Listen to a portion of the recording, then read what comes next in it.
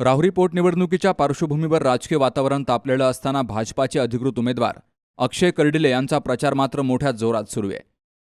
यशवंत संघर्ष सेना तसेच सकल धनगर समाजाच्या वतीनं कर्डिले यांना जाहीर पाठिंबा दिला गेलाय. त्यामुळे राजकीय समीकरणांना नवं वळण मिळालंय. याबाबत प्रसिद्धी पत्रकाद्वारे सांगितलं गेलंय की राहुरी नगर पाथर्डी या विस्तृत भागाचं सक्षम नेतृत्व करण्याची क्षमता अक्षय कर्डिले यांच्यात असून त्यांच्या माध्यमातून समाजाच्या विविध प्रश्नांना न्याय मिळेल असा ठाम विश्वास व्यक्त केला गेलाय.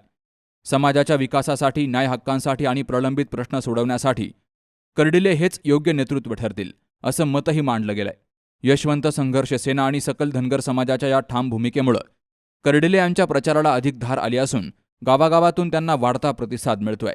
विशेषतः धनगर समाजाचा मोठा पाठिंबा मिळाल्यामुळे निवडणुकीत कर्डिले यांची बाजू अधिक मजबूत झाल्याचं चित्र दिसतंय. दरम्यान या जाहीर पाठिंब्यानंतर कार्यकर्त्यांमध्ये उत्साहाचं वातावरण निर्माण झालं असून आगामी काळामध्ये प्रचाराची गती आणखी वाढणार असल्याचे संकेत मिळत आहेत. विश्वास, विकास आणि नेतृत्व या त्रिसूत्रीवर भर देत कर्डिले यांच्या विजयाचा मार्ग अधिक सुकर होत असल्याची चर्चा आता राजकीय वर्तुळात रंगू लागली आहे. सुहास जाधवसह शरद पाचरणे, सी न्यूज मराठी, राहुरी.